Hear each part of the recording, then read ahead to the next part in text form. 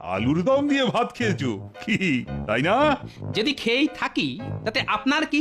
বাজারে কেনা আলুর দম খেলে আমার কিছুই নেই, তবে আমার বাগানে চোরাই আলুর দম খেলে তো আমার কিছু যায় আসে গোপাল। মা, তাই নাকি? গোপাল আপনার বাগান থেকে আলু চুরি করেছে? ওকেই জিজ্ঞেস করে দেখো।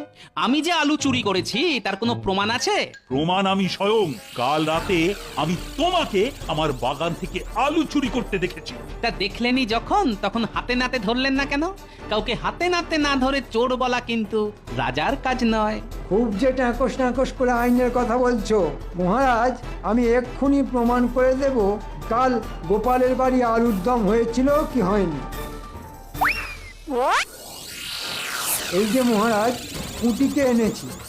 ওরা এখন কদিন গোপালের বাড়িতেই আছে। কাল রাতে আলুর দম খেয়েছিল কিনা ওকেই জিজ্ঞেস করুন।